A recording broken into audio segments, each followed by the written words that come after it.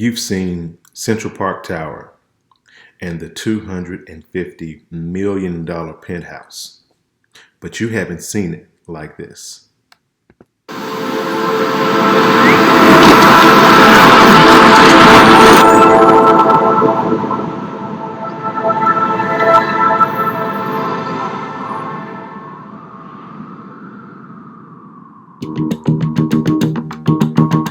When you live above sound, when you are high enough above the concrete jungle that is New York City, there is something about the passage of time when you're in this home that I've never experienced anywhere else in the world. And it's not just the height, it's the volume, the 30-foot ceilings, this space that's been crafted to be unlike anything else, which is why we call it the one above all else.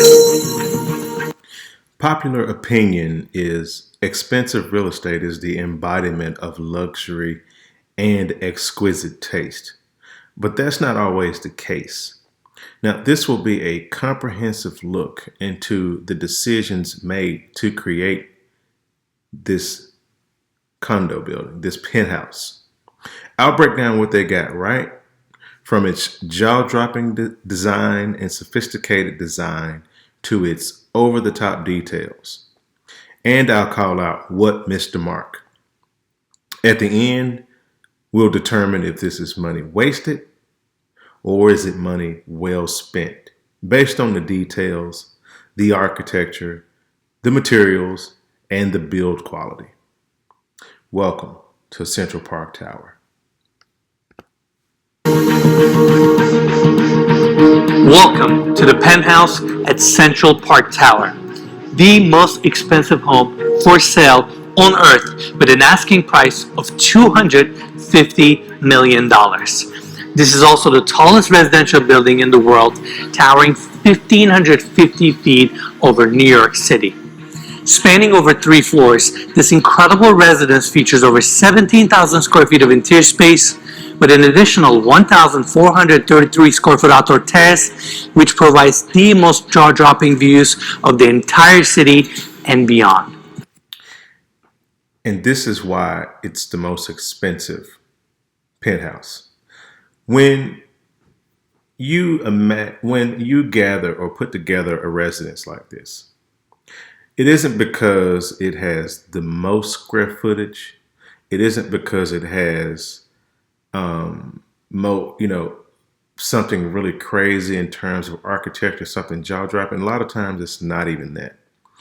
You're paying for the ability to turn $1 billion or several $billion of determination, permitting, against all odds, making things happen that few people can make happen.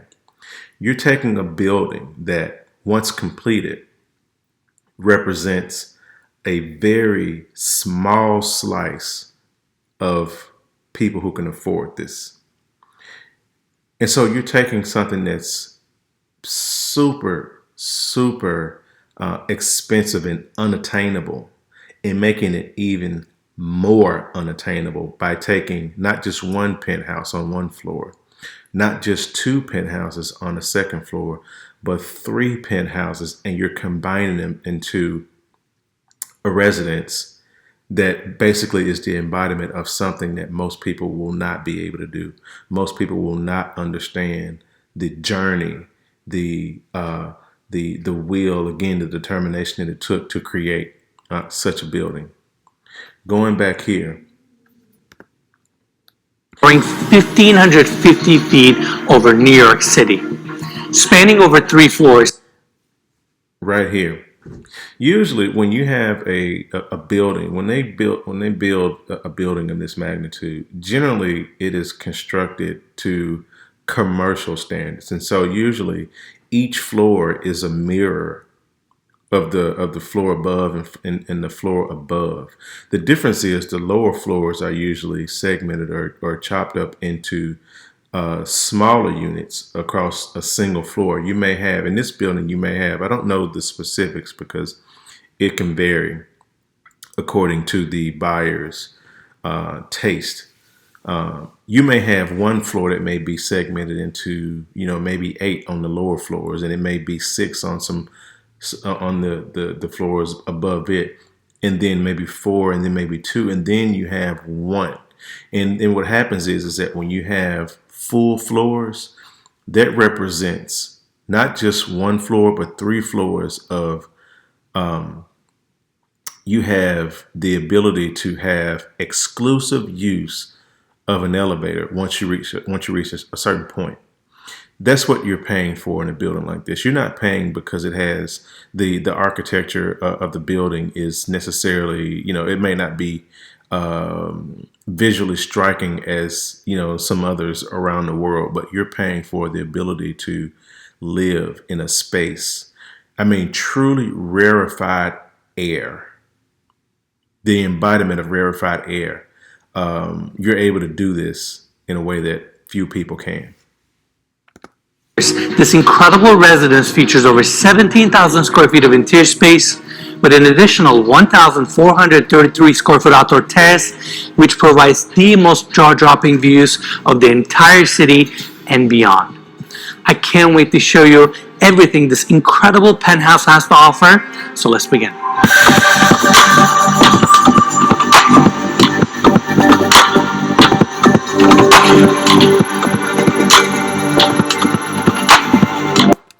I must note that the other thing that you're paying for is the execution, the design team, the build team, the contracting firm, the collection of teams that were amassed, that were brought together to create this building. There's only a handful of firms out there, or design teams, architecture firms, construction firms, who are able to carry out a build of this magnitude. The same architect who is responsible for, or in large part for, the Burj Khalifa was the design lead, or the architect of note for this building. And that's what you're paying for. You're paying for expertise. You're paying for the absolute execution at a very high level in your residence.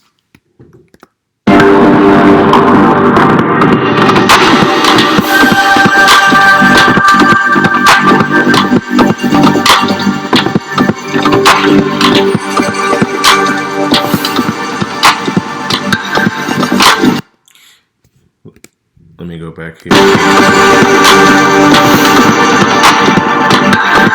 If you look here, this view kind of shows, this is one of the primary views or spaces that you're in, or moments that you will engage in this residence. One thing of note is, because these residences, again, are, as mentioned earlier, are built as, for the most part, they're kind of generally not imaginative at the at this level. The finishing comes after, oftentimes after the building is complete, or at one point it's basically a white box.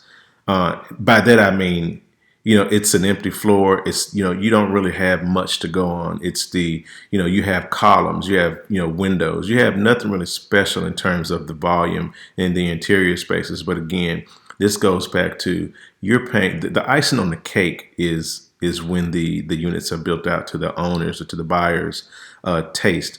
But you're buying the ability, again, to own a piece of property that no one else can. And so that's why when you see these, and you'll see as the video goes on, that, some of the finishes, some of the interior appointments may not be really special, but it doesn't matter, because most people won't ever see it. A lot of the things that are included in the design, in the finishes and things like that, are generally just to the taste of the individual who's buying it. And you could have something that may look, on the surface, that may look nothing special at all, but it could be, you may have what looks to be a wool rug but it may be something super exclusive, super rare. It may come from a special. It could be a fur that you can't even get. I mean, things like those are the things that kind of come through when you buy.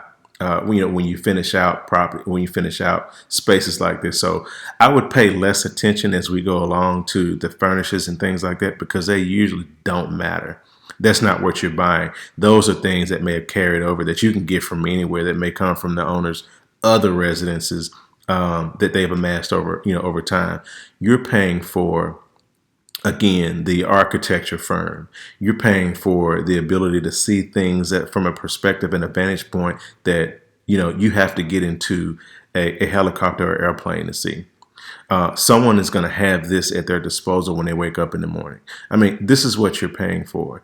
You're paying for the ability to rise, or to rise above uh, all of the noise, all of the activity, to a space where, I mean, it's almost like you're in outer space. I mean, when you're 1,500 feet above 1,500 feet tall, let me say that, above the streets of New York.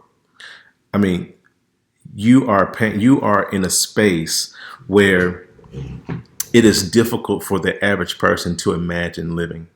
We're not talking about going up, in a hot air balloon, or a helicopter ride, or something that they will temporarily experience. This is something that, at any point, this person has the ability to wake up in the morning, drink their coffee, and look down on the people who are not as fortunate.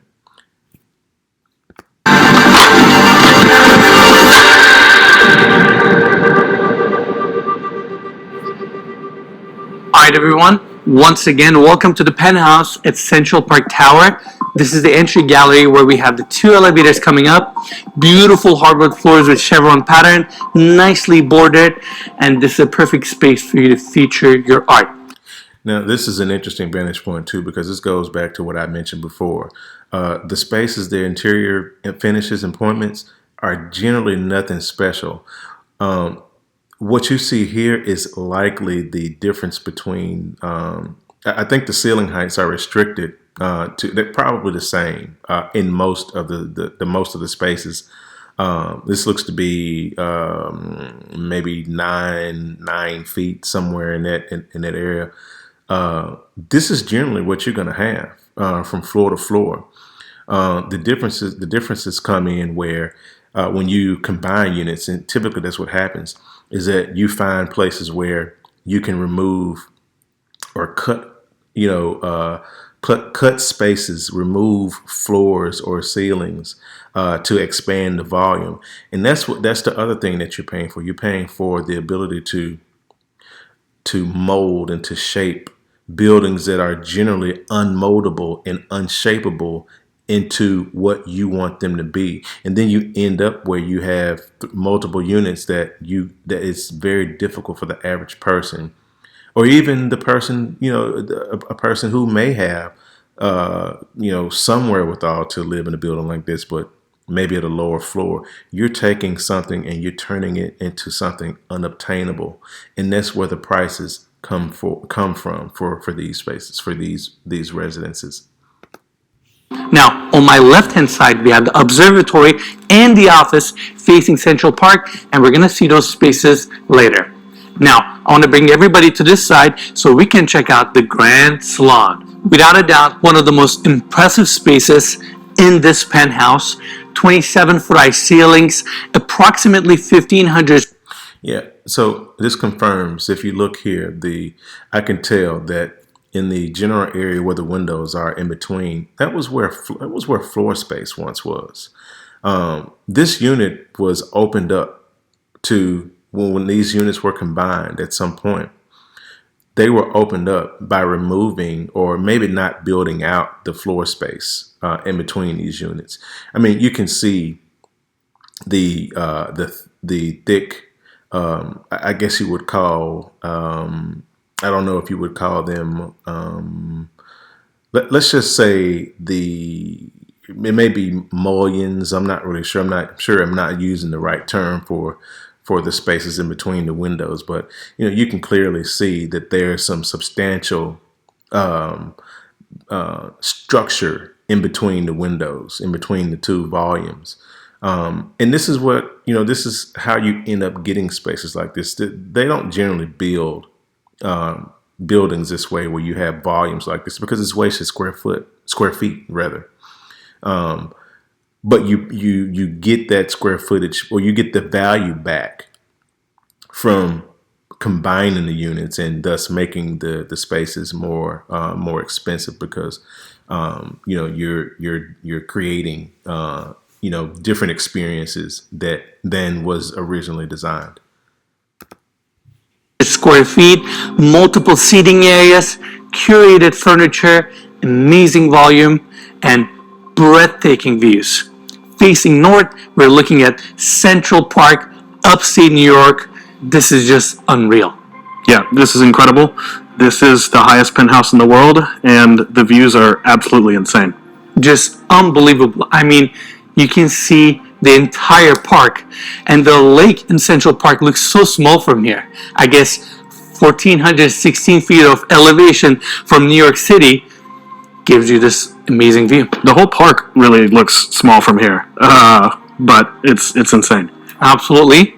And this is your first seating area. Minimalist furniture, stone coffee tables.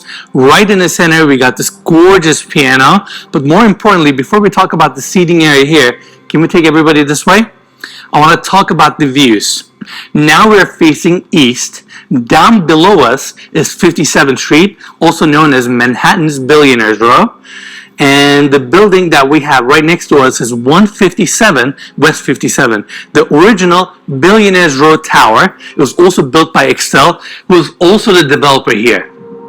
Extel created Billionaires Row. This was never a thing until Extel came around and built 157 West 57, and then set the plans in motion to create the tallest residential tower on Earth at Central Park Tower. That's another interesting point too. The ones that are just as impressive, from an architectural standpoint, are quite a bit shorter in height than Central Park Tower. The one next to it, I think, is 157. I think that's the address, 157th, I think. Anyway, that's the one that is designed in an Art Deco kind of fashion. It's a beautiful building. I think it's called the Steinway building, and it's absolutely beautiful. The difference is this one's even taller. Central Park Tower is even taller than that one. And again, that's where we get the super high expense or cost, not only just to build a building, but to purchase in this building. You're paying for being even higher than the highest floor in that building. Not only that, but you have 3 floors in this space that's higher than the highest other buildings. This is what you're paying for. It's almost like you're taking a Bugatti, like a super rare, expensive vehicle, and you're making it even more expensive. Like, let's say by adding 24 karat gold wheels to it, just as an example. You're taking something and making it even more expensive by altering the offering that that people would have access to. I mean, it's really the genius behind Gary Barnett and his entire team, who are some of the most consummate professionals I've ever met in this business, to really create a new paradigm for luxury real estate. This was West 57th Street that people knew as a throughway. They knew 57th Street as where Carnegie Hall is. But Extel came through and turned one street in one city on one island into one of the most valuable locations on earth. That's the other piece of the value. I think that's probably the main piece, is that they created it. They took something that was really that was what value was not, that didn't exist, created one valuable piece, and then created multiple other more valuable pieces around it. And so you have a collection of just valuable real estate. It's like the perception of luxury. Again, the building itself, the provenance cannot be denied, but the actual design of itself is nothing special. The interior spaces, nothing special. But because only a certain number of people can afford it, it becomes special. And what we're sitting in right now is the pinnacle of that. On Billionaires Row, you'll also have 111 West 57. Behind that, you can see 432 Park Avenue. We toured the 79th floor unit there, and that was the highest unit we've ever toured on our channel. Now we are here on 129th floor of Central Park Tower. We have definitely upgraded. Elevated quite a bit. Quite a bit, right? And just unbelievable views. East River, Manhattan. I'm out of words. All right, now let's talk about the secondary seating area. Long sectional couch, massive coffee table in the center. Again, amazing volume. This way we're facing south, rest of Manhattan, all the way to Statue of Liberty. Just an incredible grand salon. Now, before we leave this room, I want to talk about the specs of this penthouse. We have 7 bedrooms, 8 full, 3 half baths, 17,545 square feet of interior space. On the top floor, we have a 1,433 square foot terrace, which I cannot wait to show you. On the market for $250 million. And with that price tag, it is currently the most expensive home for sale in the world. It is also the highest residence in the world. Big thanks to the developer here, Excel, and the listing agents, Ryan Serhan and Lloyd Carlos, for making this tour possible. More information about this penthouse will be in the description of this video. And yeah, we are honored to be here. Yeah, it's an incredible experience just to get to walk around this place. It's like floating on top of the whole world. Couldn't agree more. One thing that just stands out, and I didn't notice it before, I would have expected this building, the building of this magnitude. If you look in the back behind Enos, the switches for the lighting, I would have expected something like that to be better integrated. And I can see it from here that even like the wall plates, nothing is special about those sorts of things in this residence. They should have been maybe more seamlessly kind of disappear into the walls, whether it be by having maybe flush mounted switches, wall plates, and having them painted or finished in the same color as the wall, to give that extra level of elegance, of precision in such an expensive place. But those, again, as I mentioned earlier, finishes matter very little in a place like this. It's the location. It's the collection of multiple floors that really make it what it is. Alright, that's it for the Grand Salon. Now I want to take everybody this way so we can check out the formal dining room.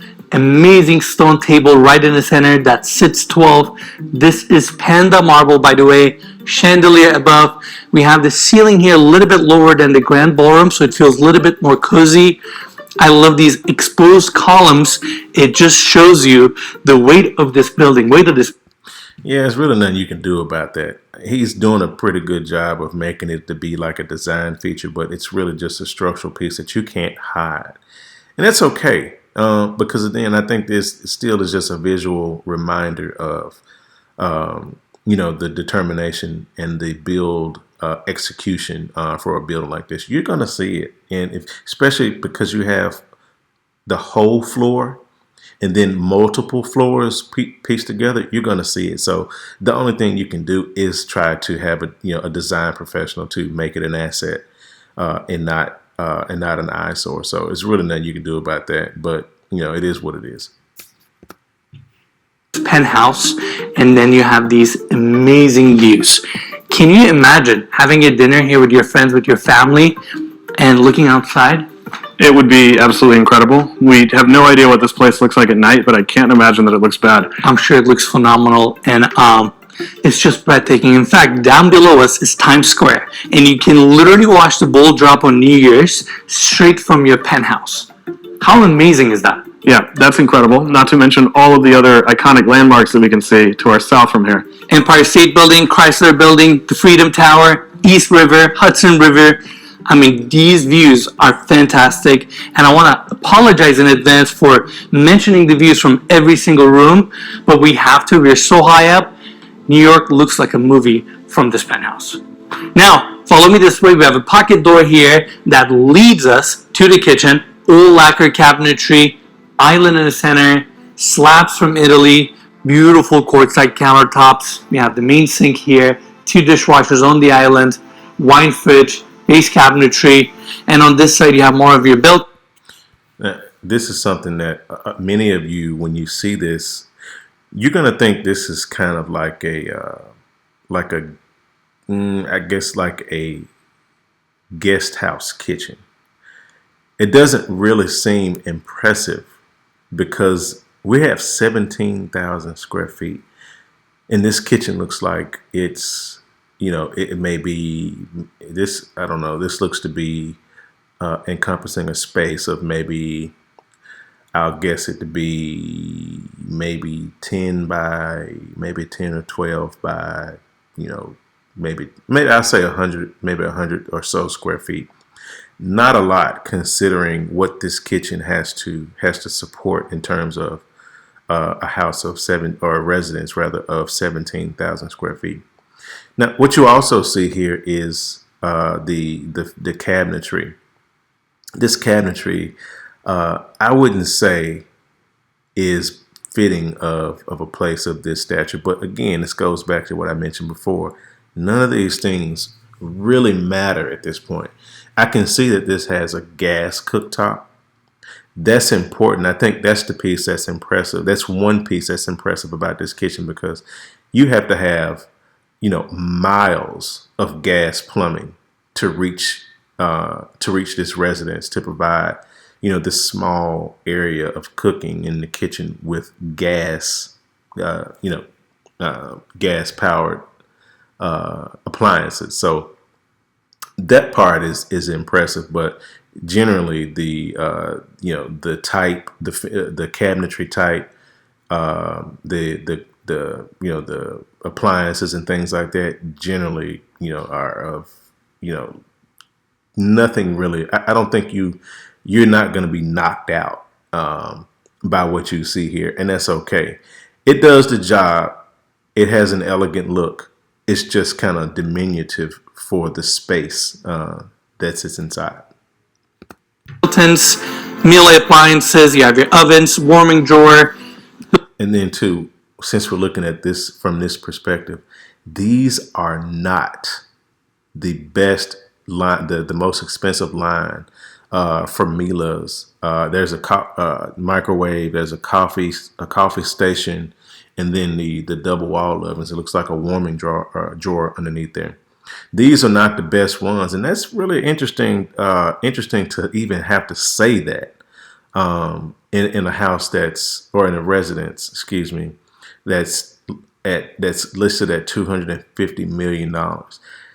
They really went in the wrong direction, and I think I was looking to have this at least, if nothing else, because it's really difficult to have a truly luxurious feeling in all of 17,000 square feet in a building like this. It's really tough to do it because of the volumes, because just the sheer size. But at least in the kitchen, there's an opportunity for you to really deck it out and it's just they just didn't do it here. The appliance package should have been a lot different.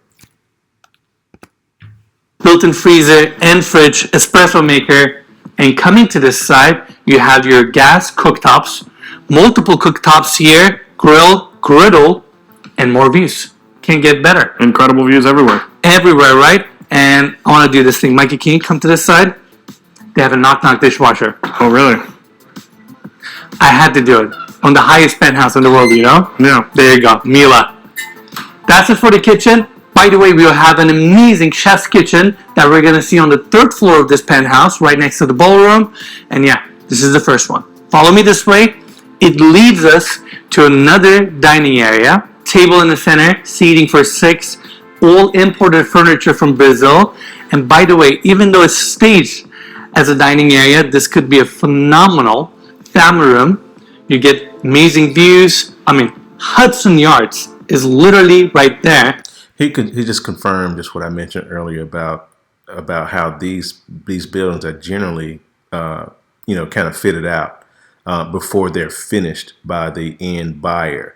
That space was really not designed as a dining space or a breakfast space. It was just designed as just a floor space, and they turned it into just by the location, the proximity to the kitchen, they turned it into or staged it as a breakfast nook. But it's okay. It does its job. But it's again, mentioning earlier, it's really difficult to to kind of have design the spaces around what they kind of turn into just by design, by kind of retroactive design.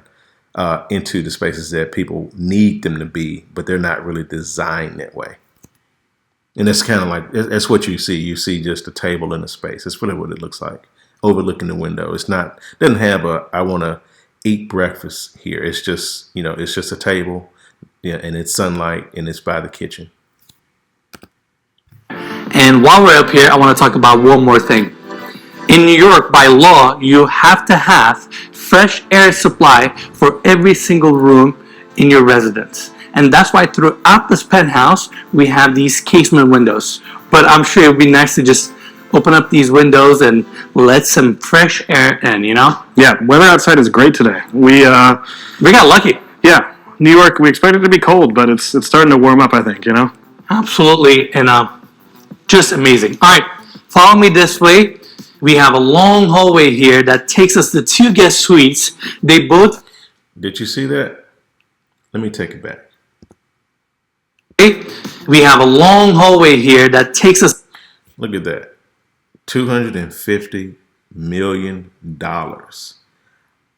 I don't know what this is. It looks like, my first glance is it looks like it could be like an electrical panel of sorts. It could be, now he just walked right by. It could be something maybe like a dumbwaiter, or it can be maybe just access to to other infrastructure. But wow, can you imagine having a $250 million residence, and you have this big panel just kind of right there? I would have expected them to do something different, maybe like encase it with a frame and maybe position it as like art, like like a hidden art door. I mean, an art door that kind of obscures what this panel is. But it's just really interesting that again, having this this very super expensive place cut corners like this. The 2 guest suites. They both face west, and they both come with their own bathrooms. And coming here, we have this door leading us back to the entry gallery. We have a few more rooms that we're going to see on this side. But first, I want to bring everybody here so we can check out this. Let me show you something else. You see this? There's a seam in between the ceiling volumes. Not really sure if this is intentional, or if this is where a unit was combined. This has no real function or reason to be this way. Just really interesting. It also kind of aligns with this with the door frame here, but it's really interesting. Looking at the map right here, I guess he's showing this red dot right here.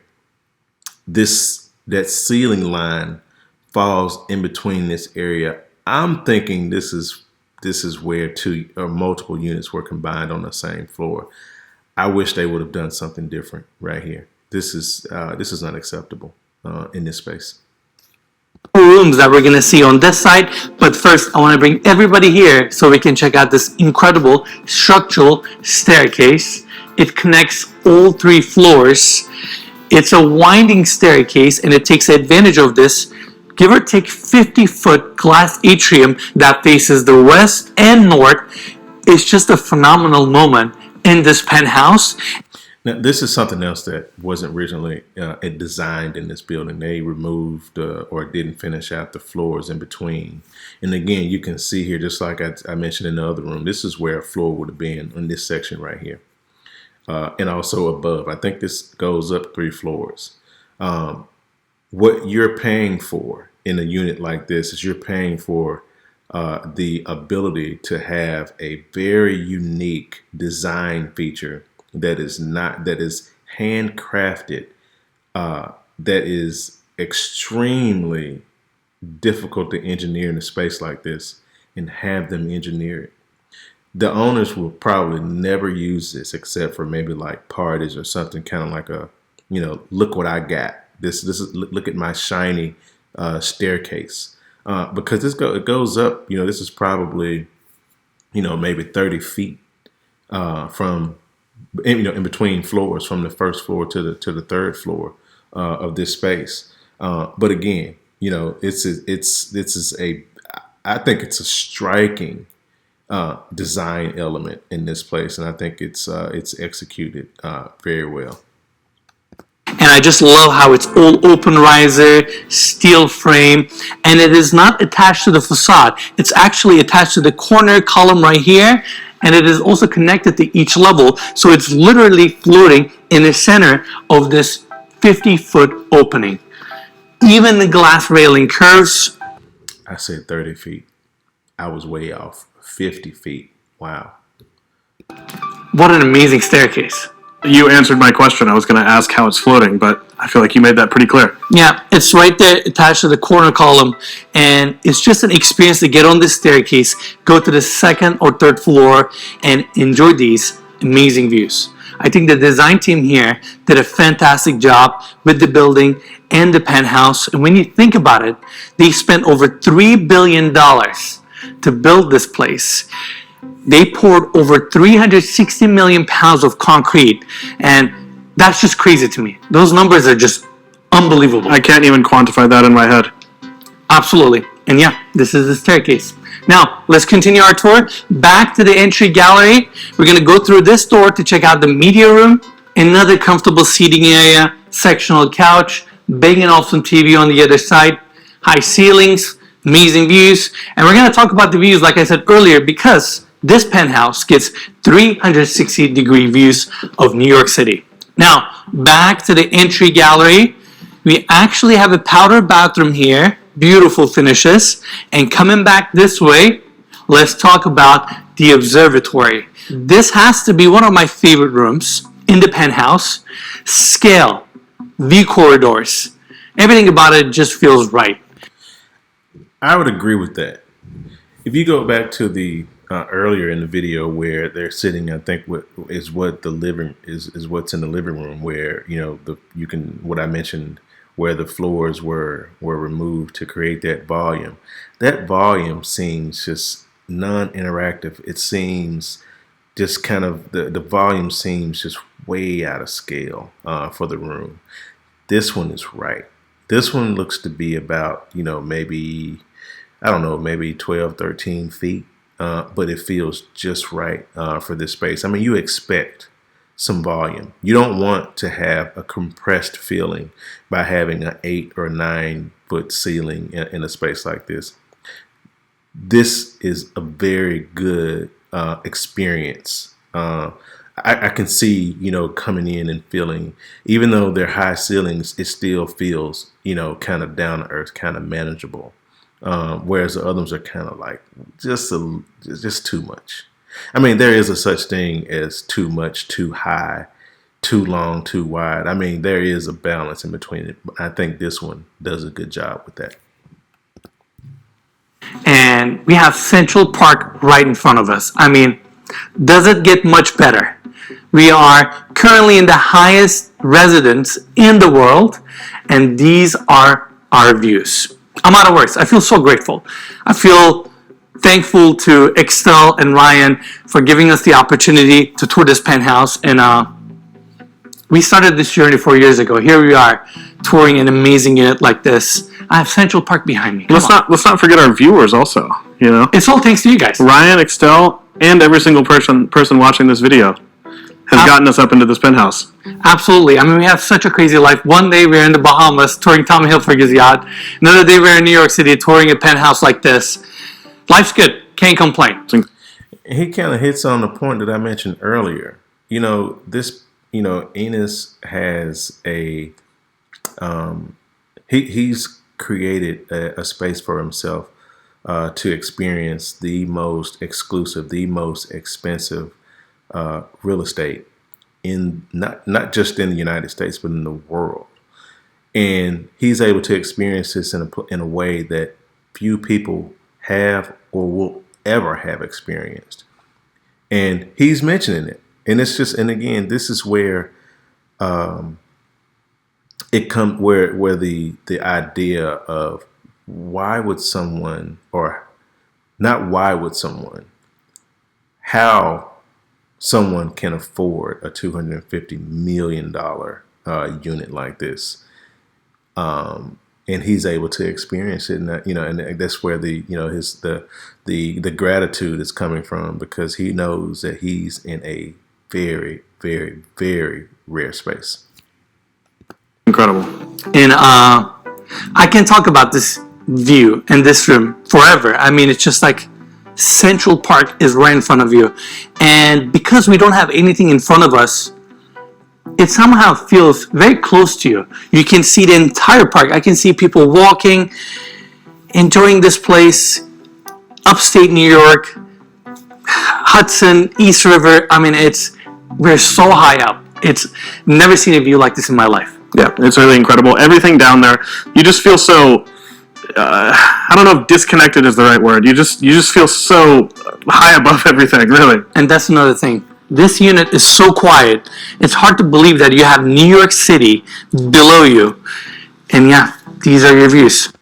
It's interesting to see how they struggle to describe just the feeling of of being there, to experience this residence. All it does is it just adds even more value. Again, not the finishes, not the furniture, not the kitchen, not anything. It's the ability to experience life, to experience the city, to experience the world like this. And that's what you pay for. Now, coming back to the observatory, minimalist seating, curated furniture, you even have a telescope here, and right on the other side, we have this opening taking us to the office. I personally have a soft spot for offices because I love working, but I don't think we're ever going to see an office like this ever again. You got this beautiful desk, your chair, some open shelving on the back, and the wallpaper here is cork. And within this cork wallpaper, it has little flecks of metal in it, so it reflects the light, and it's just a really unique finish. And then this is where you just sit down, relax. I had to talk about a finish here. Let me show you. Look at that. I can't really tell if this is intentional or not. The shelving seems a lot misaligned. I hope this is intentional. I can't immediately see if it is intentional, but it doesn't look like it. I don't know what happened here, but I saw this immediately. I don't know if someone who is interested in a space like this is going to care, because you can remove it. I'm just wondering about or they can fix it rather. I'm just wondering what happened to make this happen right here in this office. It's again $250 million, and we have misaligned shelving, something that's very easy to resolve, to fix. Just really interesting. And it's just a really unique finish. And then this is where you just sit down, relax, get some work done, and enjoy these views. And see, now you can't unsee it. Look at that. Let's just hope this is a design feature that I just can't understand right now. I can't afford $250 million. Maybe my mind is different. Maybe this is supposed to be this way. I'm gonna say maybe not, but maybe if we were there experiencing it in person, maybe we can kind of see why. But at first glance, this looks like somebody the maybe the C team, not the A team, not the B team. Maybe the C team was working this day when they finished this office space. And then this is where you just sit down, relax, get some work done, and enjoy these views. The magnitude of Central Park Tower is not just in its height and its size, but also in the effort that it took to build this project. He said he just confirmed what I mentioned before. That's why this unit is so expensive. It's because of all the hurdles that you have to jump, all the no's that you have to turn into yeses, all the consensus you have to build in order just to get, not even just to complete it, just to get started on it. It took nearly 2 decades and $3 billion to bring this architectural marvel to life, overcoming challenges and pushing the boundaries of what is possible in engineering and design. Especially to do this in New York City. It's one thing to build a tower like this anywhere else in the world, where you have plenty of space. It's another thing to take about almost 20 years of time to plan, to strategically set up the site, to dig down, to get the approvals, the permits, everything, to then go straight up into the air to build something so, magnificent and slightly crazy. That brings us here to this day. The sheer scale of Central Park Tower is awe-inspiring. This 1,550-foot tower was designed by Adrian Smith and Gordon Gill Architecture and houses 179 units and is a masterpiece of modern architecture. I think great architecture doesn't need to make a statement, especially when it's a residential tower. I think it needs to find its place in the world and the location in which it is, and let the unit owners create their own dream homes one by one by one. The width of the building and the cantilever section combined has 12,100 pieces of glass that covers its facade and creates a unique and striking visual aesthetic that is a testament to the innovation and the creativity of the design team. The center core concrete foundation of the building houses the majority of the structural columns, creating the perfect opportunity for elevators and utility areas, while the exterior perimeter requires fewer setback columns, allowing for unobstructed views from the interior. To make this architectural marvel possible, 360 million pounds of concrete was poured to frame this megastructure, and on top, it features the largest and heaviest mass damper in the world. This massive counterweight counteracts the movement of the earth and wind, ensuring the stability and the comfort of the building.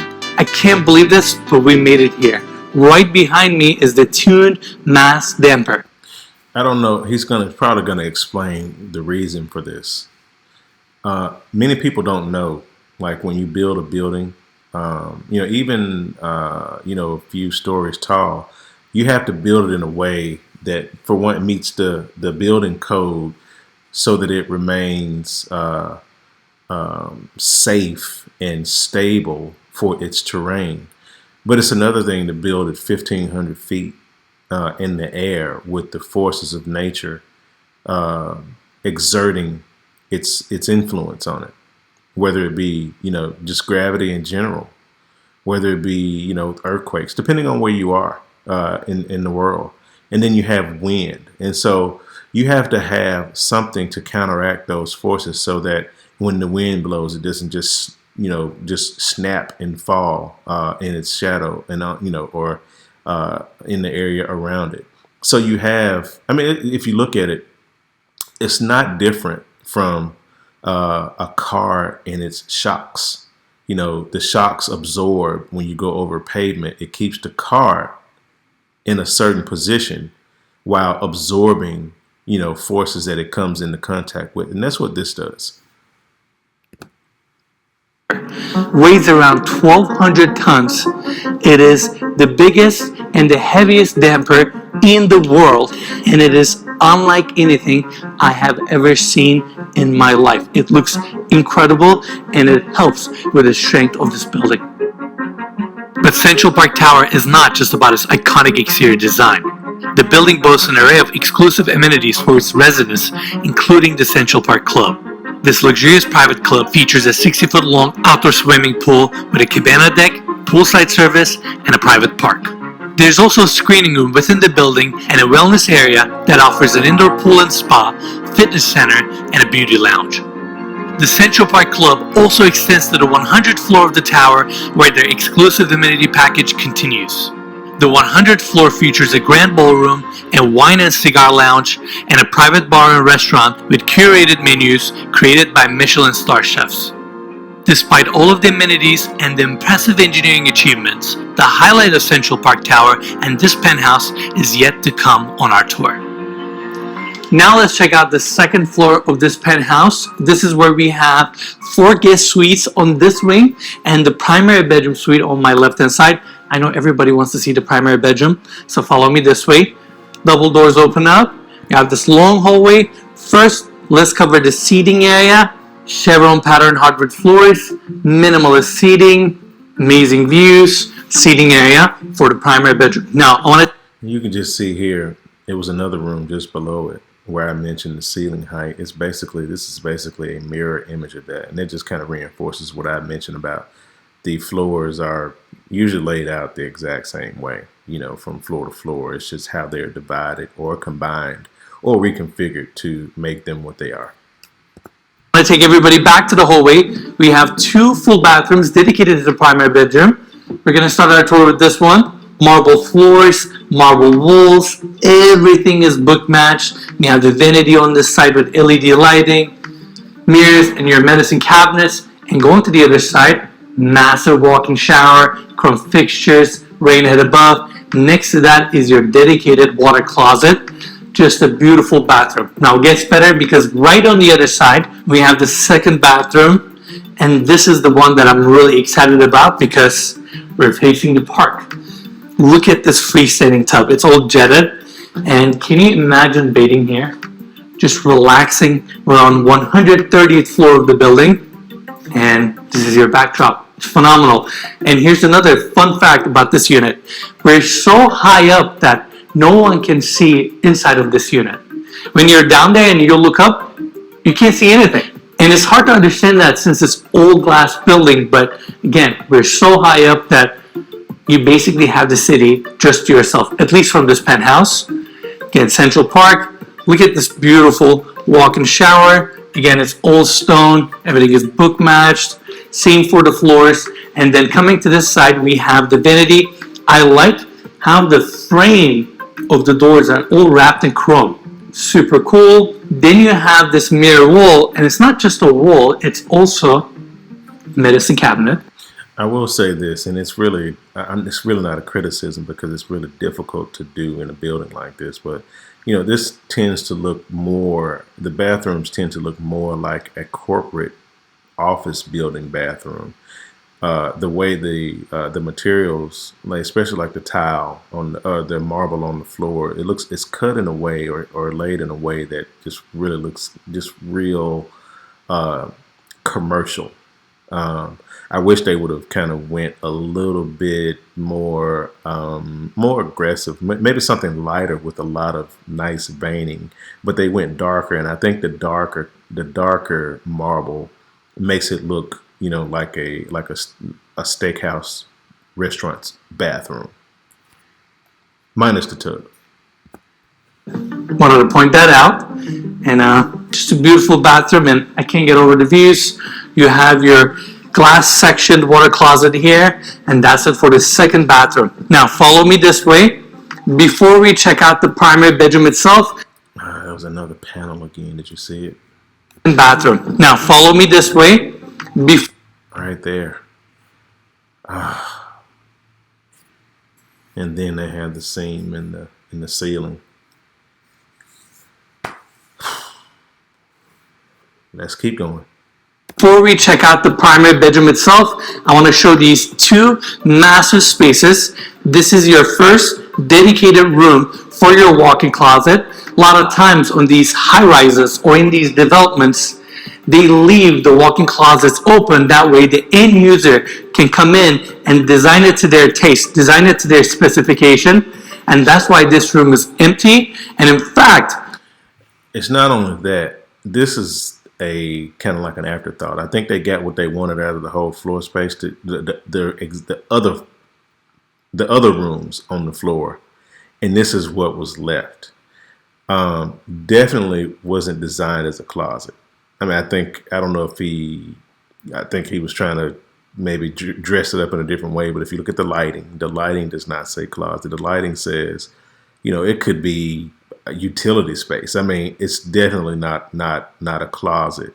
It wasn't intended as a closet. Let me say that, and you can clearly see that. back to the hallway, we have another room here. This would be your second walk-in closet, so you have plenty of space to accommodate all your clothes. Now follow me this way. Welcome to this primary bedroom. And let me say this: those are spaces that probably would, because they're more closer to the interior and no windows. These are places that would have been designed normally as a bathroom. And not like if it were like an office building, you would have the offices in the windows and in the perimeter. Let me say that, and you wouldn't have like the bathroom that we just saw that was pushed out to the windows. You would have those in those interior spaces that we just showed, and that's what happens. I'm 100% certain that the reconfiguration ended up where they have interior spaces where they have to repurpose as closets that would have been utility or bathroom spaces. I mean, take it all in. Hardwood floors, seating area here, your king-size bed with a padded back wall, and then you have these views. Once again, I'm sorry, we keep talking about Central Park, but how do we not? And during the day, you get this phenomenal view. At night, it totally changes character. Obviously, park is going to be a little bit darker. Then you will have the glowing city lights. It's just fantastic that you can appreciate and enjoy the city from your primary bedroom. I think this is above the space where the dining, the breakfast space was, I believe. It's got the same orientation and the same. It appears to be the same layout. So, again, just reinforcing the kind of like the blank canvas that a lot of these buildings start off as. And with that, we're done on the second level, and we're done with this incredible primary bedroom.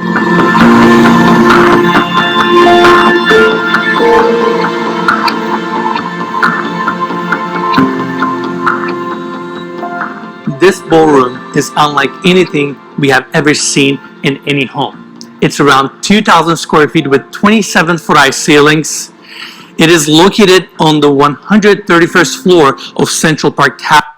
Yeah, that confirms too what I mentioned before, where they expanded, or I'm sorry, removed a floor in between two units. It looks like the floors are 13 feet tall, and each floor is 13 feet tall, roughly, with the floor space in between. This is the same thing they did in the lower floor. They made, looks like, I don't know if this is on a different part of a different side of the unit, where they had the double height on the first floor, but it looks like this is the same thing. It's okay. I don't think they need it. I think 13 feet is good enough, but I guess you got to have a couple of different moments to kind of make this feel special. tower, and it is part of your penthouse. It's perfect for private dinners, runway shows, fundraisers, and the list goes on and on and on. You can easily have 200 to 300 people here very comfortably, and it's one of those moments on the property where you just want to stop, look around you, and take these views in. It's fantastic, and with the building, elevation, the unit itself, and all of it coming together, in my opinion, it's one of a kind. Yeah, this is really incredible. As you said, we've never seen anything quite like this. But I feel like as crazy as this is, what's even crazier is the fact that we have a terrace right outside that's about half this size, which we're going to see in just a second. Absolutely. I'm really excited for that space, and this is your ballroom. Just unbelievable. Now, gets better because right on the other side we have a hallway that leads us to few rooms.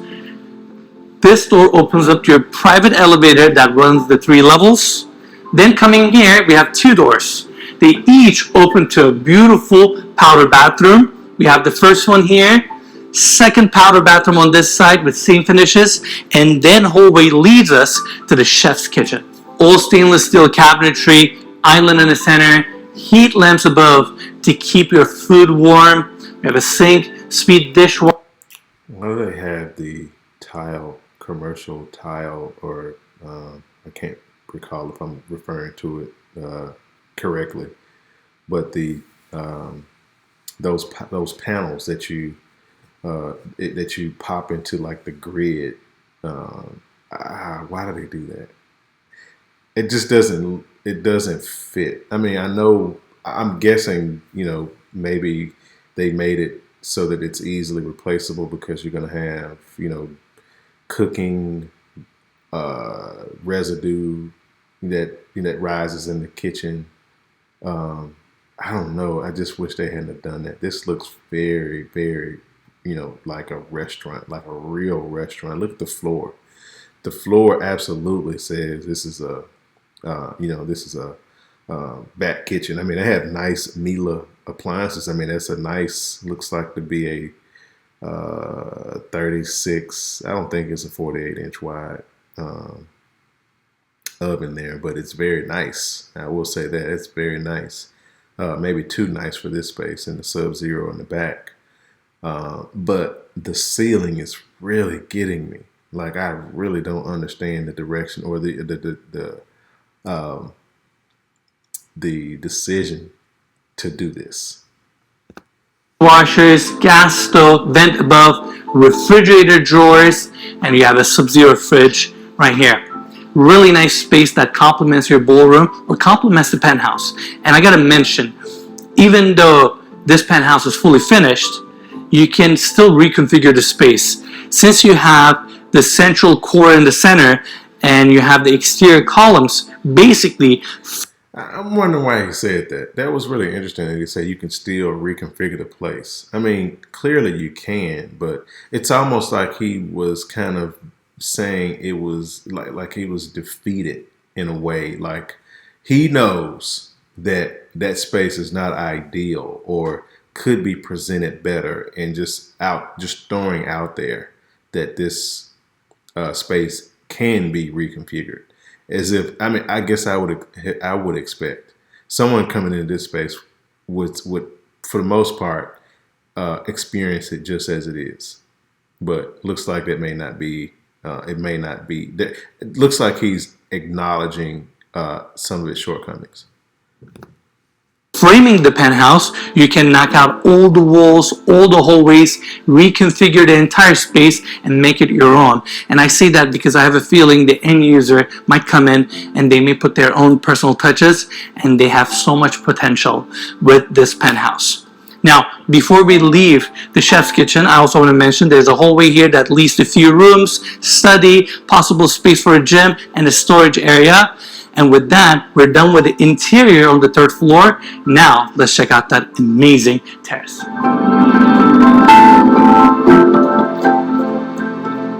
What an amazing outdoor space on the 131st floor of this building.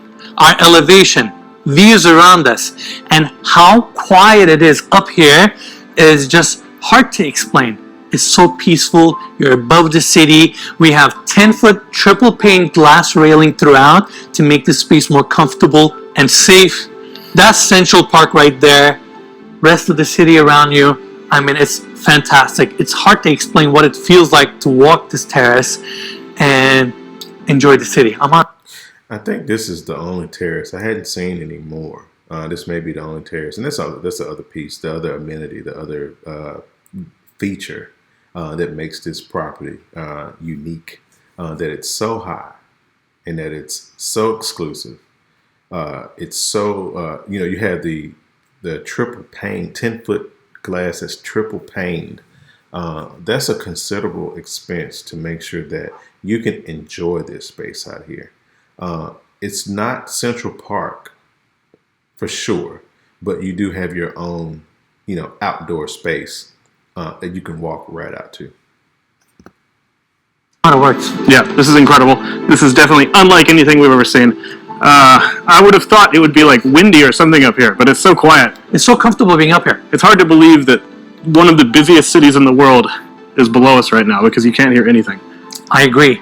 And such a trophy property too. I feel like whoever buys this home, they're going to own a piece of art that no one will ever own. They will be the only people to hold the key to a special home like this. And what an honor for us to get the opportunity to tour this penthouse and share it with all of you. And now, let's see this place at dusk.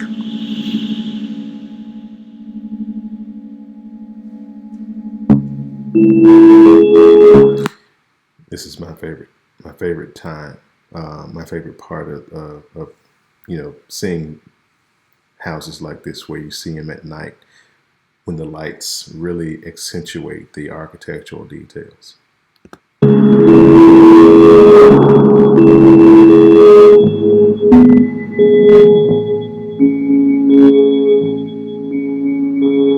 The view from this height and vantage is truly magical. Witnessing it is a profound experience, no matter who you are or where you come from. From up here, it feels as if each light below were a small dream, representing the hopes and ambitions of every person who calls New York their home. But New York is more than just a city. Across the world, it is a symbol of opportunity, freedom, and liberty. As you walk through its streets, you can feel its energy, its cultural texture, and its never-ending, relentless spirit. New York represents possibility, hard work, and what can be achieved in this life if you dare to dream big enough. And the penthouse at Central Park Tower, rising above the rest of the New York City skyline, is the pinnacle of that dream.